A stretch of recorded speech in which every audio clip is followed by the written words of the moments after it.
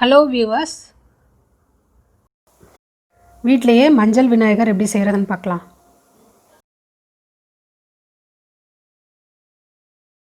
இந்த மஞ்சள் விநாயகர் செய்கிறதுக்கு 1.25 கப் மஞ்சள் தூள் சேர்க்குறேன். இது 100 கிராம். இது கூட 4 ஸ்பூன் மைதா சேர்க்குறேன். இது நல்லா கலந்து விடுங்க. கொஞ்சம் கொஞ்சமாக தண்ணி சேர்த்து அதை நல்லா கெட்டியாக பிசைஞ்சுக்கணும். இந்த அளவு மாவில் 2 விநாயகர் பண்ணலாம். வீட்டில் சின்ன குழந்தைங்க இருந்தால் நம்ம செய்யும்போது அவங்களும் செய்ய ஆசைப்படுவாங்க. அதனால் இந்த அளவு எடுத்திருக்கேன். நீங்கள் ஒரு விநாயகர் செய்ய போகிறீங்க அப்படின்னா இதில் பாதி அளவு எடுத்துக்கோங்க.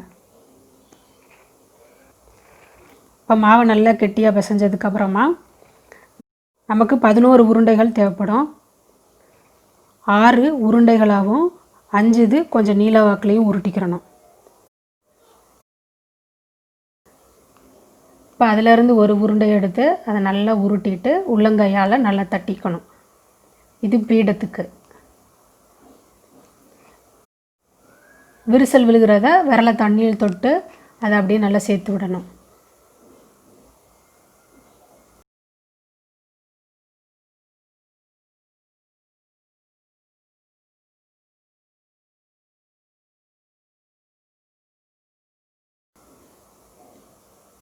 இது இடுப்புக்கு கீழ் உள்ள பாகம்.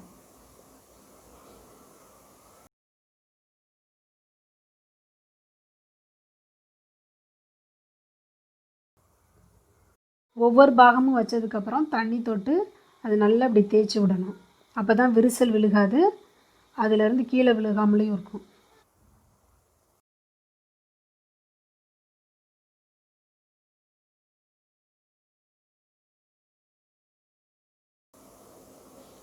இது வலது கால்.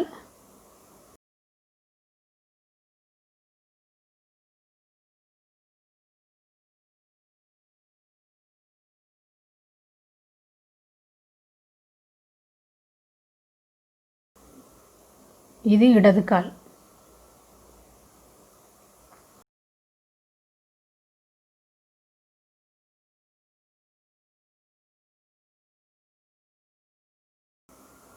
இது இடுப்புக்கு மேல் உள்ள பாகம்.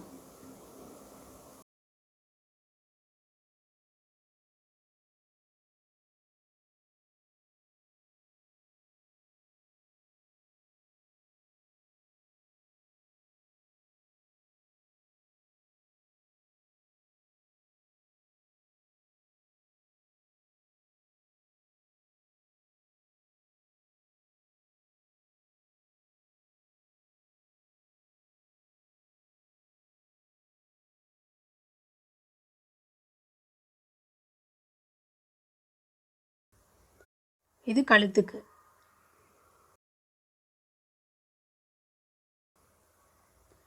இது தலைப்பகுதி.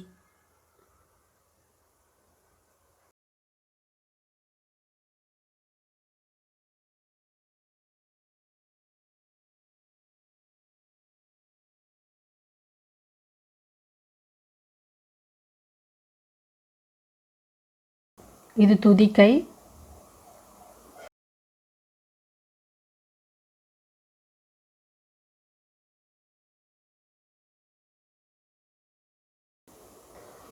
ஒவ்வொரு பாகமும் வைக்கும்போது அது உடம்போடு சேர்ந்து இருக்க மாதிரி தண்ணி தொட்டு நல்லா சேர்த்து சேர்த்து விடணும். அப்போ தான் அந்த பாகம் தனியாக தெரியாது.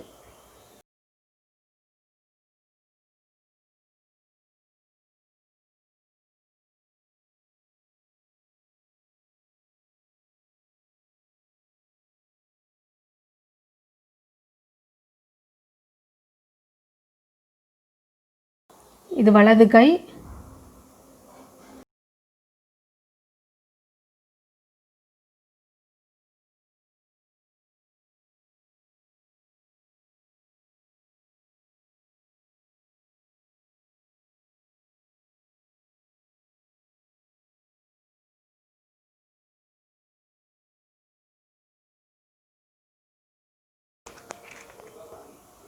ரெண்டு கையும் கீழே விழுகாமல் இருக்கிறதுக்காக டூத் பிக்கை சின்னதை உடச்சி 2 கைக்கும் இப்படி வச்சிங்கன்னா அது கை விழுகாது.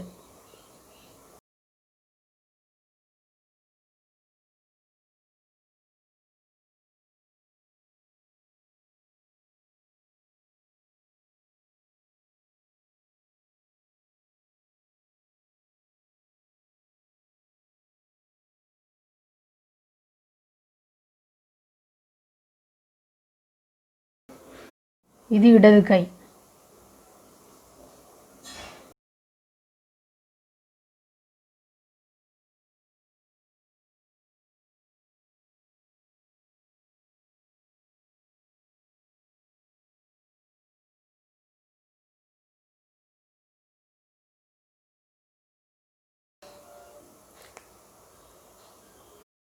இடது கை உள்ளங்கையில் குழிவாக வச்சுக்கோங்க. அதில் மோதகம் வைக்கணும்.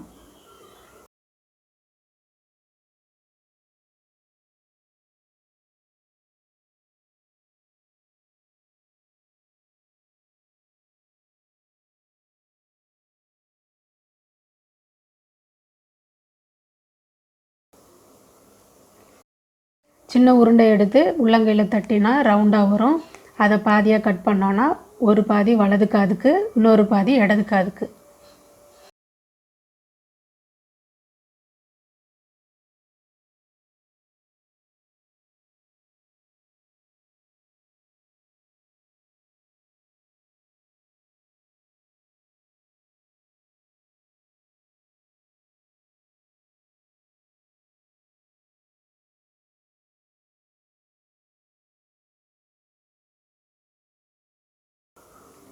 ஒரு சின்ன உருண்டையை உருட்டி அதில் வைங்க. இது மோதகம்.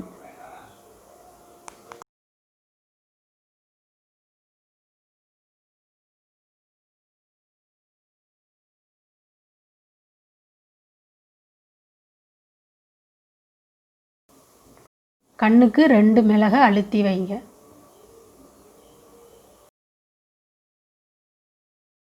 இப்போ எல்லா பாகமும் சேர்த்தாச்சு.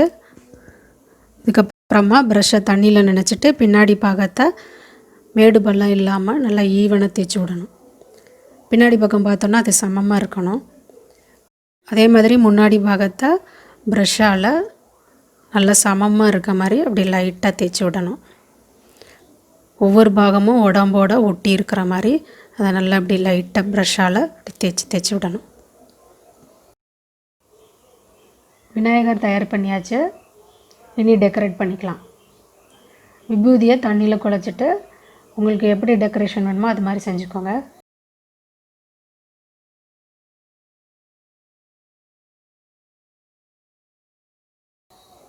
அதே மாதிரி குங்குமத்தை லைட்டாக தண்ணியில் கரைச்சிட்டு டாட்டாட்டாக வச்சுக்கலாம். தந்தத்துக்கு 1/4 டீஸ்பூன் அரிசி மாவை தண்ணியில் குழச்சிட்டு அதை சின்னதாக உருட்டி துதிக்கையோடு சேர்த்து நல்லா அழுத்தி விடுங்க. நம்மளோட அழகான விநாயகரை தயார் பண்ணியாச்சு. இதுக்கப்புறமா நீங்கள் செய்கிறதெல்லாம் உங்கள் விருப்பத்துக்கு ஏற்ற மாதிரி அதை டெக்கரேட் பண்ணிக்கோங்க. அனைவருக்கும் விநாயகர் சதுர்த்தி நல்வாழ்த்துக்கள்.